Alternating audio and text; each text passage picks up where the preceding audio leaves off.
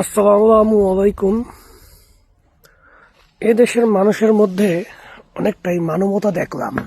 তারা বিভিন্ন গাছে গাছে শীতের মধ্যে পাখিগুলা কিভাবে জীবনযাপন করব তাদের জন্য বিভিন্ন গাছের মধ্যে তারা পাখিদের জন্য ঘর বানায় দিছে।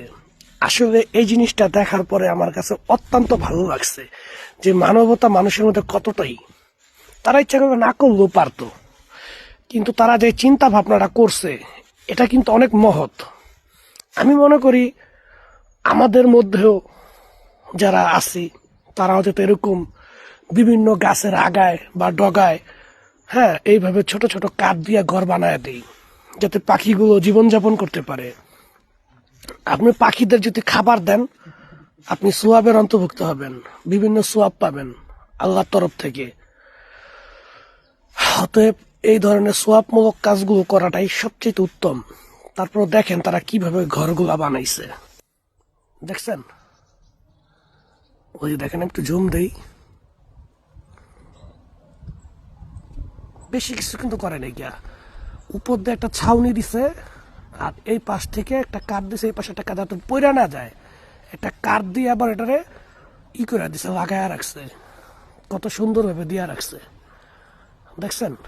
আরেকটা আছে, দেখায় আপনাদেরকে, সব গাছের মধ্যে ইহারা আছে। ওই যে আরেকটা কই গেল, ওই যে আরেকটা দেখেন, দেখছেন? একটা ঝুপঝাপের মধ্যে বানায়া দিছে যাতে পাখিগুলো এখানে বসবাস করতে পারে। এরা এরা বিভিন্ন গাছের মধ্যে এই কাজগুলো করছে। চলেন আমরা একটু অন্য এভাবে দেখি, সবচেয়ে বড় ঝুম দিয়া দেখি।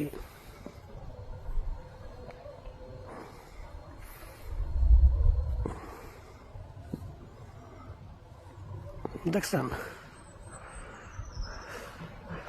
ওই যে আরেকটা আছে, ওই তো।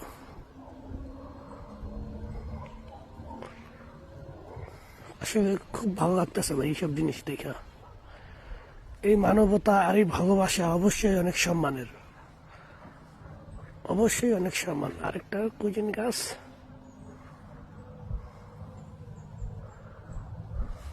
এটা তো দেখছেন সব গাছের মধ্যেই। চলেন আরেকটা আপনাদের গাছ দেখাই, দেখেন আরেকটা, ওই যে দেখা যায় সবগুলা গাছের মধ্যেই তারা করছে।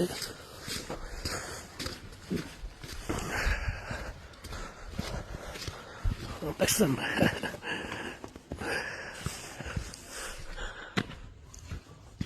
অনেক ভালো লাগতেছে।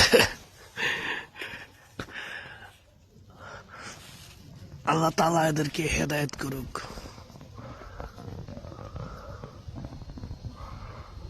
দেখতে পাইছেন?